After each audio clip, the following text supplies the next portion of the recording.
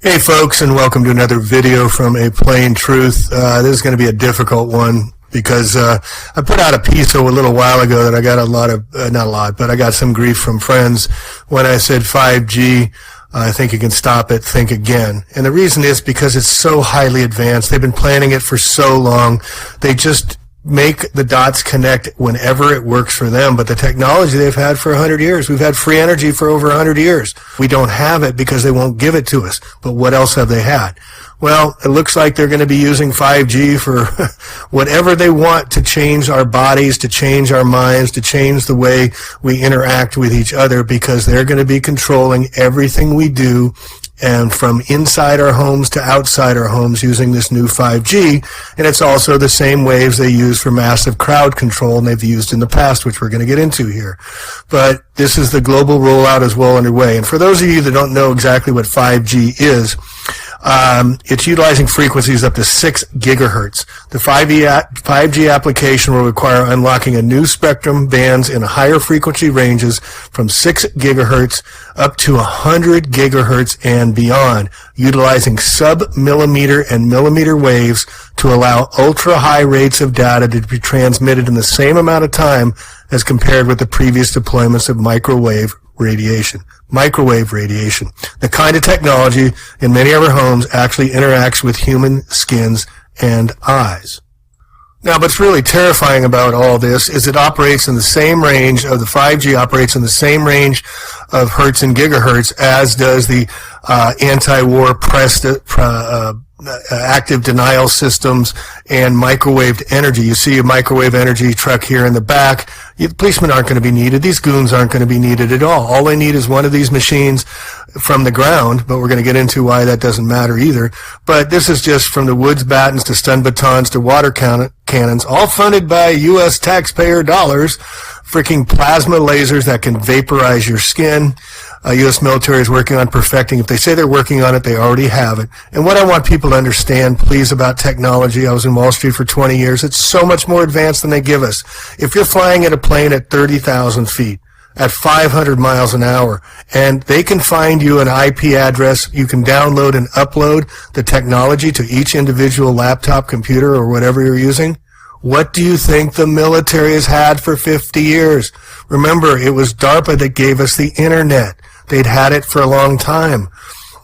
So it can vaporize your skin and use for crowd control. The highest setting on a current model will let loose a full scalable thermal ablative effects through common natural clothing at a minimum distance of 100 meters that would painfully vaporize the outer layer of skin rather than burning it, will be turned into gas. Yes, vaporizing skin, scalable thermal ablative effects.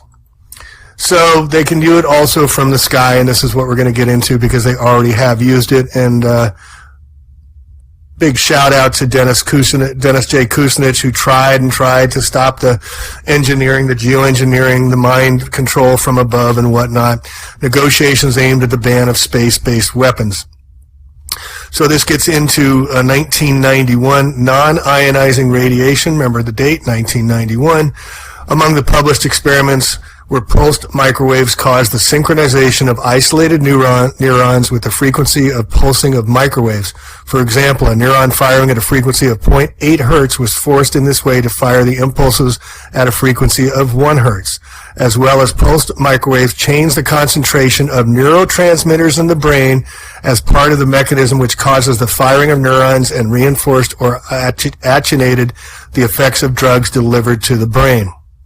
So again, the dates, let me move this over here.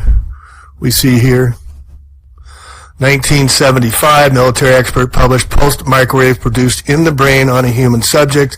I did a 3-hour documentary, Touchless Torture, Target Humanity, which gets into this. Again, 1982, biotechnology research on aeronautical systems. While attention should be toward degradation of human performance through thermal loading and electromagnetic field effects, subsequent work should address the possibilities of directing and interrogating mental functioning using externally applied fields. 1995, Navy project, non-lethal electronic weapons. 1988, National Bioethics Committee warned the neuroscience is being increasingly recognized as posing potential threat to human rights. 1999, Neuroscientist Conference sponsored by the United Nations. Declaration reads, today we have intellectual, physical, and financial resources to master the power of the brain itself. Again, 1999, folks, and develop devices to touch the mind and even control or erase consciousness. Control or erase consciousness. Remember Men in Black where they used that little flasher thing to erase ladies' memory? It's real. We wish to profess our hope that such pursuit of knowledge serves peace and welfare. Yeah, right.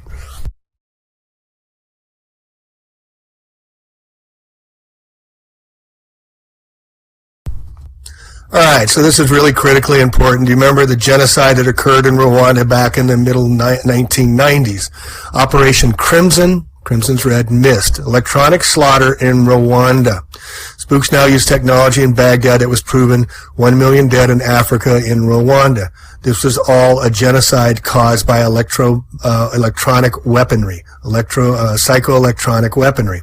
It's called Operation Crimson Mist. During the late afternoon of April 6, 1994, a hail of cannon shells tore through the fuselage of commercial airliner flying overhead central Rwanda. Several seconds later, the blazing plane exploded on impact with the ground, killing the president of Rwanda and the president of Burundi and most of their senior officials.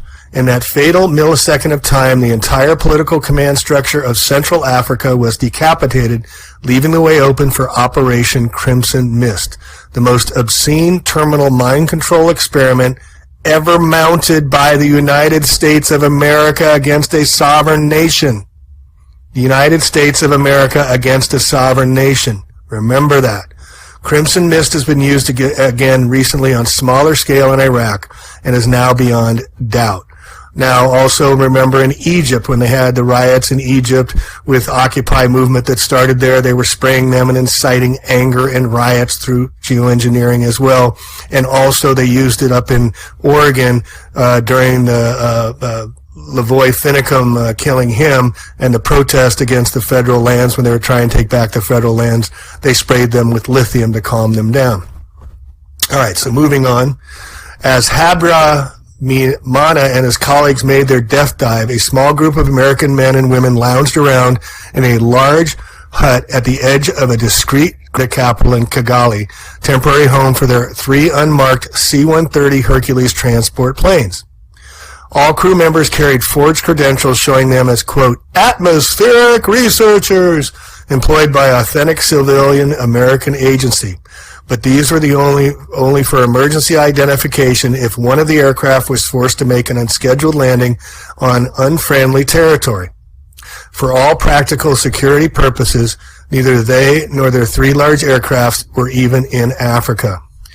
When the news of the presidential crash came in over the VHF radio, one of the Hercules planes was swiftly prepared for takeoff. The flight engineer checked the attachment of the rocket-assisted takeoff packs, while the scientists made final adjustments for large microwave dish mounted on the rear loading ramp of the aircraft. And here you can see it here. It was this strange and esoteric piece of equipment alone that would directly contribute to the deaths of more than 1 million African civilians during the 100 days that follow. 1994, folks. Though completely silent in operation, the single microwave dish had more killing potential than a whole squadron of AC-130 Spectre gunships armed with 50 Gatling cannons, willing to commit mass murder. Though officially tagged an experiment, none of those present had any doubts that this was merely a cosmetic cover for the gruesome operational work ahead.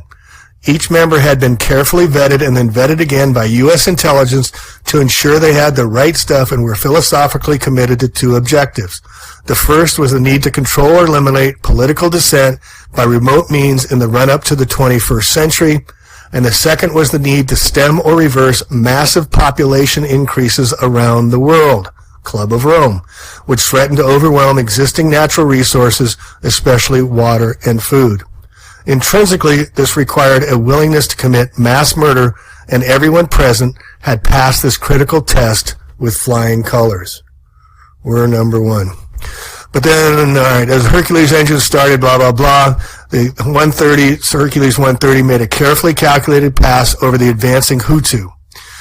It was an operation to get the Hutu and the Tutsi fighting each other. And then suddenly it went berserk. Eyes glazed, the mood of the Hutu crowd went from simple anger to uncontrollable rage, and within minutes, hundreds of assorted Tutsi body parts were flying through the air, creating electronic rage. What the Hercules crews had just achieved has been an open secret since the late 1950s, when researchers accidentally discovered there was a precise control brain wave for literally everything we do and for everything we feel. The problem back then was that each of those control brain waves, rage, fear, panic, lethargy, vomiting, and so on, had to be transmitted with an accuracy taken out to 3 decimal places where it would not work. But years rolled by, the advent of transistors, microprocessors, the operational application of precise control brain waves became practical reality. The C-130 crew were actually engaged in electronically augmenting, good word, electronically augmenting a pre-existing state. Remember that the agents and security service personnel first had to point the Hutu tribesmen in the direction of the Tutsi to induce reasonable anger and make sure they were appropriately armed. Only then could the C-130 go to work with precise control brainwave of rage, augmenting and thus upgrading crowd behavior from that of just angry demonstrators to an uncontrollable genocidal maniacs. Although not classic, this was and is unquestionably mind control, for the simple reason that external means were being used to force an irresistible change in behavior. It gets worse. One of the leading lights in this field, Dr. Elizabeth Rosher Bice, who is a nuclear scientist, and research at Lawrence Berkeley National Lab, Stanford Research Institute, professor of physics at JFK of California, research consultant at NASA and U.S. Navy, blah, blah, blah. She says, with enthusiasm, quote, "Give me the money in 3 months, and I'll be able to affect the behavior of 80% of the people in this town without their knowing it. I can make them happy, or at least think happy, or make them aggressive. I can do whatever they want, I want them to do." This has been technology that was known a long time. So in the Rwandan Hutu tribesman example shown near the start of this report, the crew of the C-130 Hercules only didn't know the width of the target crowd on the ground and the width of their own microwave beam at any true altitude. With those 2 values available, it was simply a matter to adjust the beam width to accurately bracket the target crowd from any altitude chosen. They did the same in Baghdad. I'll put this in the show notes, but you can see the technology is greatly available, and now we're making the case that the same frequencies have been using on these crowd controls is the same frequencies that are being pulsed into us with the psychotronic weapons that are part of the 5G. So can they use mind control once they get a 5G of all the people that are in the range of the 5G millimeters? You can bet. All right, so in the end, there were stories to tell, and this is a book I read probably a decade ago, which you can read about the Rwandan Institute, and you should really read about the Holocaust that was caused by the United States, but no one's held them accountable. Left to tell, discovering God amidst the Rwanda Holocaust. But the other important thing to note is, folks, is that if we have love in our hearts, if we forgive, if we have openness, and if we have compassion for others and empathy, there's much more difficult to mind control us. Not that they say they can't, but did you notice they had to already have some anger inside of them, and they pulsed it. They increased it. So please carry love in your hearts in these very difficult and even more difficult times. How you can get away from 5G, I have no answers. They're going into the rurals. They're going everywhere. I was just up in the rurals up in Mendocino, and I saw the lines being brought in. They were massively putting in these heavy lines on these already overburdened telephone poles, but it's going in. You're seeing it everywhere, 5G. So please share this with everyone and have love in your hearts. Peace, and thank you, Wendell, for providing this most important information. I really appreciate it. Love one another. Plain Truth out.